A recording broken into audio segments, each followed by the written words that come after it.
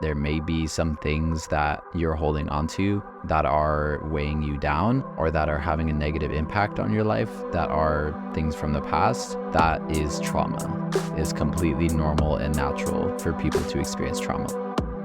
You are listening to the Learning to Love podcast, where we teach you to live a happier, healthier life and manifest your desires.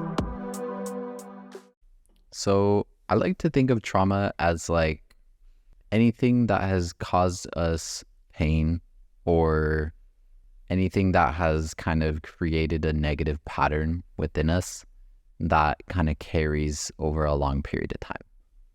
Also, to clarify, I think the problem is not trauma, but the problem is our stuckness in trauma or our stuckness in healing, because both lead to this idea that we are broken, or it just leads to destructive beliefs about ourselves, destructive beliefs about the way that the universe operates. I think that when we are stuck in trauma, that can lead to a whole plethora of problems, including physical ailments, including beliefs that we have about ourselves. And yeah, again, to note, the problem is not trauma itself. The problem is our stuckness in trauma. I think that trauma itself it's a part of the human experience, and it's something that's guaranteed. We are guaranteed to experience discomfort. We are guaranteed to experience things that are outside of our preferences. We are guaranteed to experience pain. That's a part of the human experience. And honestly, when you really dive deep into it, pain does present beauty. It presents lessons. It presents personal growth. It presents self-awareness. But it is the stuckness in the pain that is what prolongs pain itself and prolongs trauma itself. Yeah, I love that. I love that you said that it's guaranteed, because I really think it is. Like, I imagine just the idea of like raising a child without ever having them experience anything negative. That's kind of what it would be like to avoid trauma. But like, you can't do that, obviously. But yeah, I definitely agree that the actual problem is not trauma itself, but it's our inability to deal with trauma and our inability to really dive into these negative experiences and these negative emotions and like figure out what the lesson is that needs to be learned, and figure out like how we can grow, and figure out like exactly how to heal ourselves, because usually we're not taught that, and usually there's not very many good examples on how to do that. And if you're not healing your trauma, then it can definitely have, like you said, a lot of different impacts on your life in a bunch of different ways. Yeah, I think the problem is when we let that stuckness in our trauma dictate the opinions that we have about ourselves, the opinions that we have about the universe and how it operates. All of that plays such a large part in our quality of life, the way that we experience life. And I think that when we can start to dive into our trauma and then like actually authentically move into this space of healing, move into this space of taking that trauma and learning from it, using it as this opportunity to learn about ourselves and learn about our boundaries, and then express all of that new awareness that we have about ourselves, we can actually use trauma to elevate ourselves as human beings and elevate our quality of life. Yeah, and I think I just want to talk about how there's a bunch of different definitions of trauma, but like realistically, it can be anything as small as somebody saying something that you interpret in a certain way that hurts your feelings, that you hold on to, that creates a negative belief that you carry for the next X amount of years or whatever. Or it could be something like abuse, like something really extreme or intense, or, like seeing your parents die, like that. There's obviously very different extremes of trauma that we can experience as human beings. And yeah, it's trauma is trauma. Like, it's, if you have pain in your life that is weighing you down, that is making you feel like you can't live a normal life, then that is where it becomes something at that point that we really need to address, and we need to learn how to address. Because I think a lot of the times we're afraid to go back and reflect on those thoughts and those emotions and the experience itself. We're afraid to feel that pain again. And a lot of times that's what needs to happen for the beginning part of healing. And so I think it's so great to bring up the different intensity levels of trauma. I think that such a large part of us having a tough time in acknowledging our trauma is that we feel shame for the way that something makes us feel. And I think that, especially with where we're at as a society, that plays a part in how we're able to accept and embrace and acknowledge the different traumas that we experience. I have heard before that trauma can be something as simple as you've lost your teddy bear as a child and you don't know where it is, and it's this, like, your teddy bear represents this like support physical item that is there, like when you are emotionally experiencing something really heavy and tough, and like that's the thing that you go to as your safety net, and you've lost it and you don't know where it is, and that's really scary. And like, for example, parents not understanding that and just being like, "Oh, get over it." Like, literally just like experiencing birth is something that can be considered as a trauma, like going from this like safe, like warm environment of being inside of your mother's stomach and then coming out and experiencing birth, like being like transported into this new environment. Like, birth can be a trauma. That's something that I've heard before. There's a lot of different things that aren't acknowledged as being trauma. I know that personally, I have had a conversation with a naturopath, and I've talked about trauma with them, and they have talked about how things that escalate to the levels of PTSD and, the things that usually go along with PTSD, like people that are victims of experiencing war, like that is trauma, but something like losing your teddy bear is not trauma, or something that is more ordinary is not a trauma. And so I think with things like that being at play in our society, it can be hard to acknowledge our trauma. And I just want to be here and present for anyone that has experienced pain and is telling themselves currently that like it shouldn't be something that they get too worked up over. All of your emotions are valid, and anything that you experience can be considered trauma. And no matter how you want to label it, just like falling back onto that idea that all of your emotions are valid, the way that you feel is valid. There's nothing ever too dramatic that you could be experiencing. Like, everything that you feel is valid, and it's okay to be feeling and expressing yourself in the way that you are. yeah, and I think that one of the big things that we often don't understand is that for you to even be able to move past trauma, you do have to feel it. You have to fully be able to dive into it and express it. And same with any emotion. For you to be able to move past it, you have to allow it to flow through you. And the more that you resist it, the more it stays there, and it builds up, and it gets stronger and stronger and more intense, and your triggers get stronger and stronger and more intense.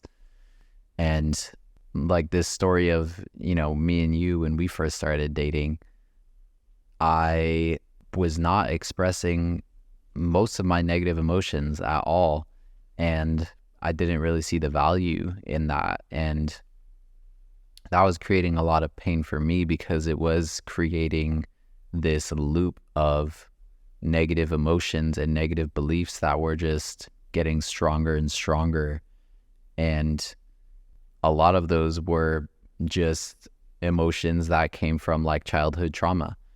And yeah, I really didn't feel like it made sense to me to have to go and think about those kind of things, and that it wasn't helpful to feel those emotions, and that it wasn't right to feel those emotions. And yeah, just that idea that like something that is authentically true to me is not okay caused a lot of pain in my life, because it was like, obviously there's no denying the fact that I feel these emotions and these things are here and they're present in my life, but I was denying them, and I was ignoring them, and I was trying to do everything I could possibly do to avoid interacting with them and just hoping that they would go away. But that's not actually how it works. And that actually, like I said, it does the opposite. It makes them stronger. It makes them more intense until it gets to the point where you can't possibly ignore. So I think an important thing to note about trauma is that any trauma that you experience comes from your relationship with another thing, whether that thing is another person or your relationship with your career or your finances or your body image. Trauma comes from the kind of relationship that you have with another thing. And I think with that being the case, there is also this truth of any relationship you have with anything can always be improved. It can always be elevated. And so I think the thing about trauma, no matter what you've been through, no matter how hard or how horrific something that you have experienced has felt, it can get better. It can get lighter. That can improve. And I think that is something that needs to be taken as a true belief. Like, if you do not have that belief, it is such a self-serving belief to have and to hold, because it just means that what you're experiencing right now, pain, or maybe it's just dullness, that can be improved. You can start to feel better. You can start to feel higher from the point that you are at now. And I think for me, the most pain that I have ever experienced has come from a past romantic relationship. Like, that is the deepest, most darkest pain that I have ever endured. And when I think about why that was painful, it is because that pain equated to a complete loss of sense of self. Like, for me, the relationship that I had with this other person led to me essentially giving up myself and fully losing myself, with this idea that I could love another person more deeply if I gave up myself. And that for me created a lot of trauma. Like, for me in that case, trauma was two-sided. Like, this other person, I don't believe was treating me with the respect that I deserved. And also I was allowing that to happen. And I was adding to this experience of being undervalued. And that was super traumatizing to me. yeah, and I feel like I can say the same thing too, as far as just that I've experienced a relationship that is very similar in a way where I feel like I was really not getting the respect that I deserved and the love that I deserved, and how there's that end, and then there's also the end that I was allowing that to happen. And yeah, either way, creates a lot of pain and creates a lot of opportunity for us to be able to really step in and make something change. And I think another super important thing to keep in mind is just the idea that we have all experienced trauma at one point or another, at one level of intensity or another. We've all experienced trauma. And it's okay. It doesn't make you a bad person, and it doesn't mean that your life has to be bad. If you've experienced trauma, like, it's completely normal and natural for people to experience trauma, like we already talked about. But yeah, just acknowledging that, and just acknowledging that you may have experienced trauma at some point in your life, and that there may be some things that you're holding on to that are weighing you down, or that are having a negative impact on your life, that are things from the past. that is trauma. So just being aware of that is super important. So something that I kind of want to dive into is just how do we even start to handle our trauma? How do we even get onto that path of healing our trauma? Like, what does that even look like? Is that even possible? Are there cases where it's not possible? Like, how can we shed some light on that? I think the best way to dive into trauma is by meeting yourself where you are currently, emotionally, diving into whatever feelings that are heavy within your soul currently. The way that I was introduced to being able to practice this was through Teal Swan's model of navigating through the emotional building. Basically, the way that this starts is by diving into 5 emotions and by fully expressing these 5 emotions in order. So, like, the very first thing to dive into is anger. And the way that this looked when I was, first starting out my healing journey of recovering from this traumatic relationship that I had with a past person that I was in a relationship with. It looked like in that moment getting super angry. Like, I remember I had just left this conversation or like intervention almost that I had had with some friends that had just kind of came to me and said, hey, we see the way that you're being treated in this relationship, and that's not healthy and that's not normal, and we're here to validate that that's not cool and that you are not being treated in a way that is respectful to you, and we just want to be here to support you. So I left a conversation in that, and I came home to my current partner at the time, and I was just like, you are not treating me respectfully. And it looked like me getting so angry. And I think it was the first time that I had gotten truly angry about my situation, about the relationship that I was experiencing. And that honestly came out as anger towards my partner at the time. But I think in general, like, fully experiencing anger is an emotion that shows you your boundaries. And so for me, actually setting that boundary in that place looked like ending my relationship with that partner and saying, I don't want to be in this relationship anymore because it's so painful for me and because I'm not being treated the way that I want. But I think the thing to note is anger doesn't have to look like ending a relationship. For me, that's what it looked like at the time. That was me expressing everything that I had. But I think now having an awareness of what it looks like to navigate through the feeling of anger, maybe I would have handled it differently. But with the awareness that I had at that point, that was the most loving thing that I could do for myself. That was the most expressive thing that I could do for myself in this new place of anger that I felt for myself. It looked like moving through this feeling of sadness. And that was a super tough and like long period, I think, for my healing journey of really feeling like I've healed from this traumatic relationship to the point where I've learned the lessons. And now I'm able to have a healthy romantic relationship. Like, it did first look like getting really sad and almost feeling like a victim of where I was at, like fully submerging myself into all of those sad feelings.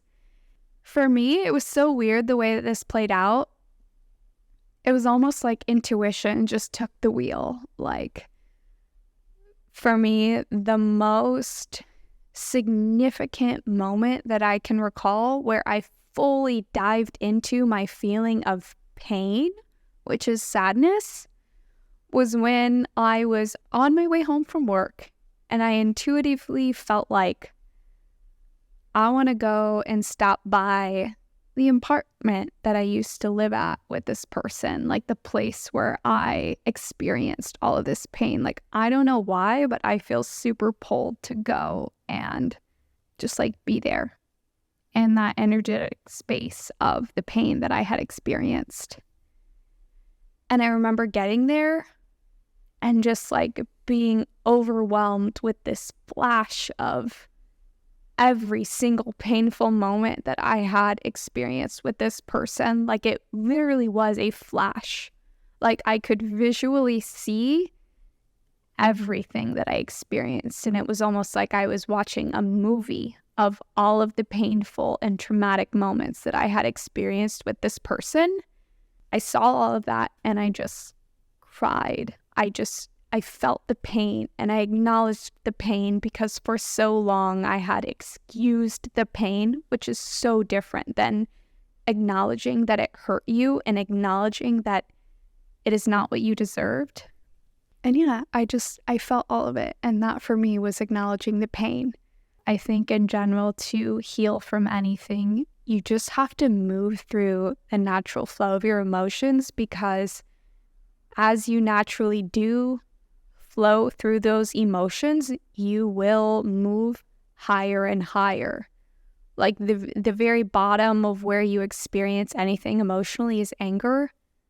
And then with anger, you realize that there's like pain twisted and knotted up inside of anger. And sometimes you start to move into sadness, or you start to move into fear. And when you dive into all of that, you bring yourself to a place of understanding. And the funny thing about understanding is when you do truly understand anything that has gone on, anything about the way that someone is, you start to like love it, and you start to appreciate it, and you do start to tap into those feelings of love and gratitude. And I think that's the whole point of moving through your emotions and meeting yourself where you're at, is when you meet yourself where you're at and you fully dive into that, you're naturally going to shed those feelings. You're going to become unstuck in those feelings, and you're going to move to a higher state of being, because the most self-loving thing that you can do for yourself is acknowledge where you're at and feel exactly where you're at, and allow wherever you are at to be. And that will naturally change. And I promise when you practice that, like, that's going to happen. That will 100% happen. I love that so much. And I feel like, when it comes to trauma, obviously, yes, that is exactly where you need to start as far as like being where you're at. And I think that can also relate to anything that you want to create in your life. It starts with acknowledging and accepting and just being okay with exactly where you are, and just fully being present and fully accepting everything exactly the way that it is, even when it does not line up with what you want.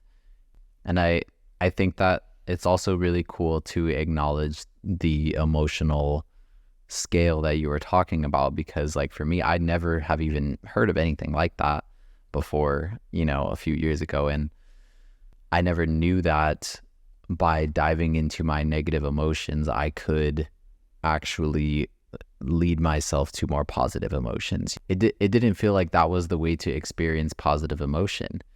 But it really is true that when you dive into those negative emotions, and when you just dive into that moment and that present moment of exactly how you're feeling in a given moment, you do go on this path of just kind of flowing into a state that feels more peaceful.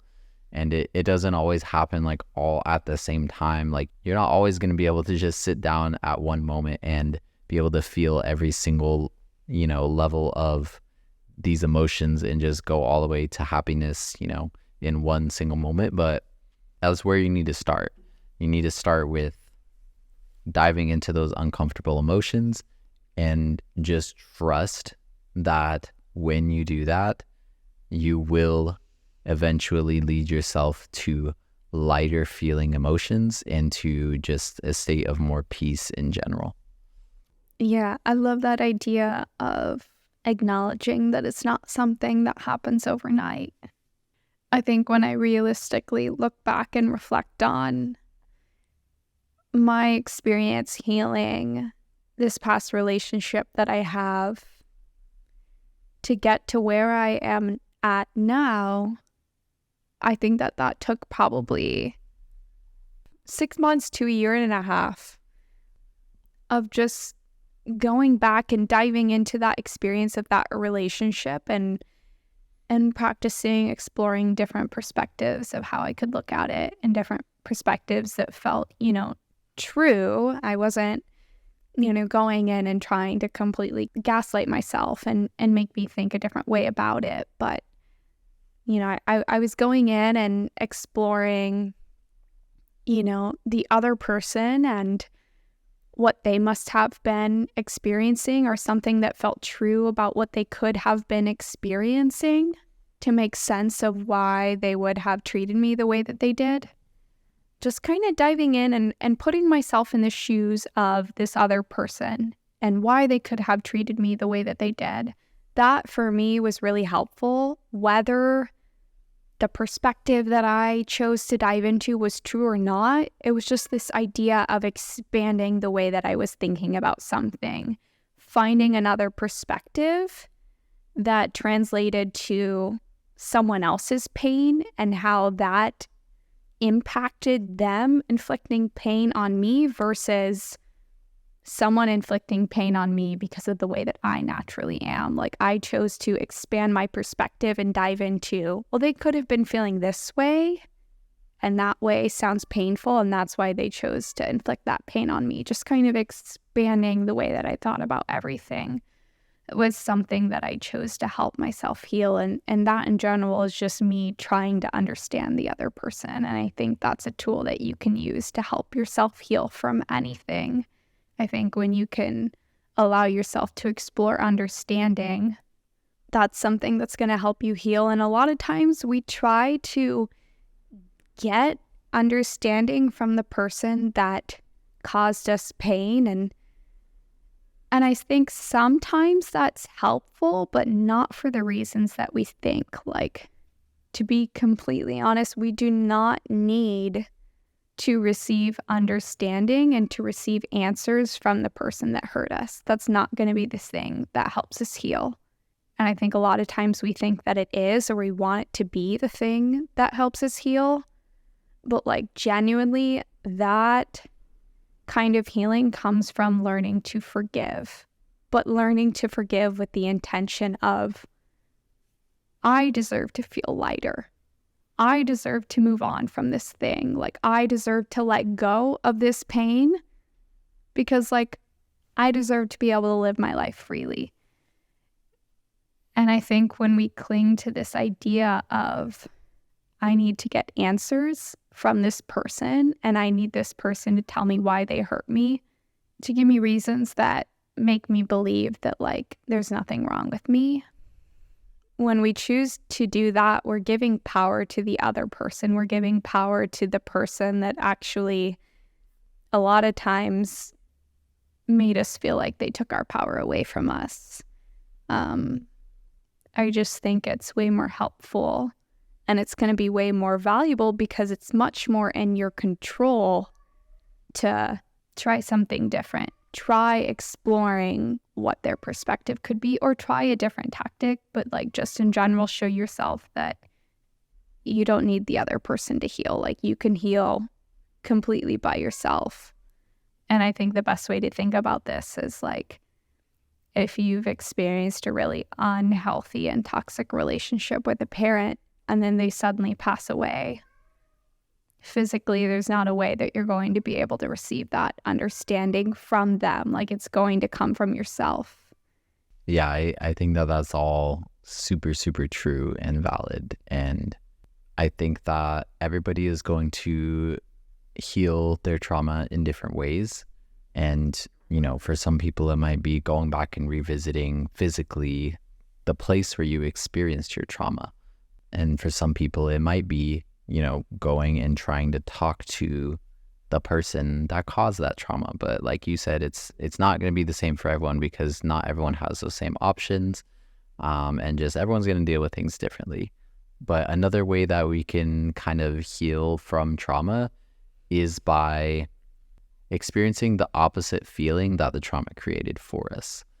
So like, for example, if your trauma is related to feelings of feeling like your thoughts are not important or your preferences don't matter, then to heal would be to experience the opposite, which would be to experience somebody or something really helping you feel that your feelings and your thoughts really are valid and really are important. Or just choosing to practice acknowledging yourself that your thoughts are and feelings are valid. Yeah, that's a really good point. Yeah, you could give that to yourself too. It doesn't have to come from somebody else. And a lot of the times it won't come from someone else. And also it's okay if it does come from someone else. Yeah, exactly. I wanted to say that sometimes it can feel like, when you've experienced pain and you go to the other person and you ask them why did you inflict this pain on me? Like why? And maybe that other person opens up and they're actually honest and they're like, well, I was hurting myself. So I don't know why, but I just felt like I had to inflict this pain on you. Like it was just something that I did because I was hurting inside. And then you kind of hear that and you're like, oh, okay.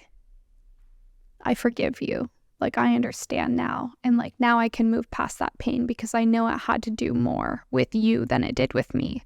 A lot of times we can confuse that with, I needed the other person to be able to heal. But I think what's happening is you've introduced yourself to a perspective where you allow yourself and your heart to be open to whatever was experienced. And it's not the other person, but it's that openness, that state of openness that has allowed you to experience this feeling of healing. And I think the important thing to note is that you don't need the other person to achieve that feeling of openness. It can be helpful, like you said, if you have the option, but like you do not need that to experience healing. Like for me, I tried to get this reason out of him that would tell me it had to do with him and not me. And I tried to do that in so many different ways. And the thing that it came down to was he didn't have that awareness yet within himself to be able to give to me. He wasn't there, and that's okay.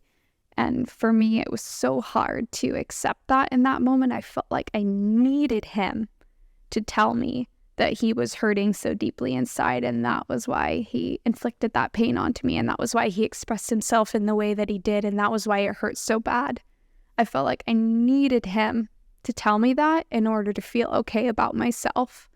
But what I learned was I could experience all of the feelings that I thought I needed to experience through him. I could experience those through me, and I could experience those through my own exploration of me and my pain. I was able to get to this place of understanding, which eventually led me to this place of love and gratitude for the relationship that I had experienced with this person. I was able to do that through my exploration of my anger. I was able to do that through my exploration of my sadness and the fears that I had to completely leave a relationship that I was so invested in for 4+ years. Like I was able to achieve understanding and forgiveness and ultimately love and peace and healing when I delved into where I was at currently, which for me looked like diving into anger, diving into I am the victim, which I think sometimes it's okay to kind of dive into that victim mentality. But like the point is, like, do not stay stuck into it, because when you stay stuck into victim mentality, you are choosing to give your power to another source. And also, like, the harsh truth that I had to learn was I played a very significant part in the pain that I experienced in this relationship that felt traumatic to me. Like the person that I felt like inflicted all of this pain onto me, I played a very significant part in experiencing that pain. I chose to give up my own preferences. I chose to give up my own desires. I chose to give up a lot of different parts of myself that made it super easy for the other person to just be like, okay, let's roll with what I want. And like, it was not this person that was the sole reason that I experienced trauma. And that for me, honestly, like it sounds like kind of negative to accept and embrace as a truth, but I feel like in general, it actually feels good to get to that point because it shows me where my part was, and it shows me that I have some level of power over like what happens to me. And now I know that like, oh, I have this and this and this boundary that I've now learned from this trauma that I kind of allowed to continue on in my life. Now I know what my boundaries are, and now I know how to respect those. And I think that trauma a lot of times shows you where your boundaries are. Yeah, that's a really good point. And I think that with all that being said, it's also really important to just go back into that idea of giving yourself the space to heal, whatever that looks like, and just really taking the time, effort, and energy to be able to set the intention to move forward from the trauma. And so, for you, that looked like a few different things. And for some people, it might look like something different. And I think that also it's important to remember that when you're giving yourself that space to heal, it's kind of like performing surgery in a way where you are intentionally choosing to go to a wound that you have, and you are opening it up and you are diving into it. And when you're in the process of healing your trauma, ideally you don't want to be having that wound be reopened over and over and over again in that process of healing. So like for you, what you talked about, that looked like leaving that relationship so that you didn't have to keep experiencing those wounds opening and basically being recut like deeper and deeper and deeper. But instead, it looked like leaving that relationship or giving that relationship a break and then diving into that healing for yourself, which looked like, processing everything just in the way that you did. And I think that's really important to keep in mind because like for a lot of people, I think that the trauma that we might have, at least for me and for a lot of people that I know, it comes from our parents and it comes from our family. And most of the time it's not intentional. Most of the time people are doing the best that they can. But sometimes I think it can be good to just give yourself that space to just like step away from the relationship and just take a pause with the intention to heal the relationship and with the intention to heal yourself, and just give yourself that space. Because I know that it's like a very controversial thing, whether or not you should cut off your family or cut off your parents, from your life if they're toxic or unhealthy or if you don't like them. And I think that there's been multiple points in my life where I felt like it is extremely important for me to really give myself a break from my family, from my parents, to be able to give myself that space to heal, to be able to dive into the uncomfortable emotions and be able to give myself the comfort and the safety and the love and just be able to respond to those things in the way that I feel like I deserve to have those emotions be responded to.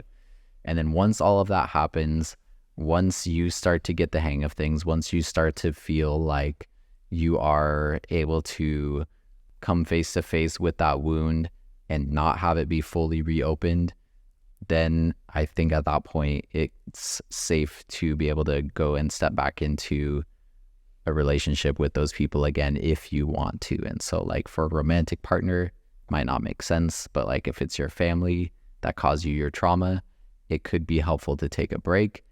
And then at the end of that, you could go back and try to reconnect with them once you feel like you've healed. But I don't think it's helpful to try to be spending time with the person that caused you all the pain in your life, if that's going to cause you to keep being re-triggered and to keep having those wounds be opened over and over and over again. So that's just something to keep in mind as well.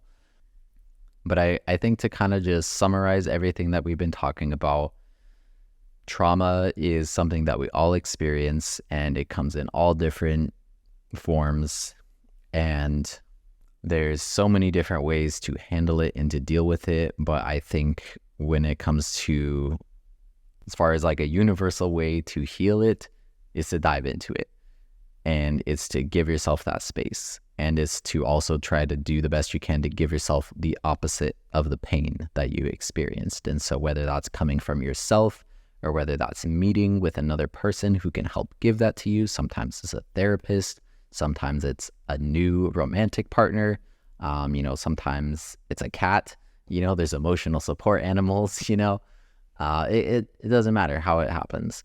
But recognizing that we all have trauma, recognizing we all have pain, recognizing that it does have a significant impact on you and the way that you interact with the world and other people, and then just really taking the steps to heal, and just doing what you need to do to heal, which is always going to involve diving into your emotions, which it can be scary, but trust me, it's worth it for sure. On the other side, there is light, and there is peace, and there is more calmness and happiness and joy, and all of the things that you want to be experiencing are on the other side of that fear of diving into the unknown and diving into the things that are uncomfortable.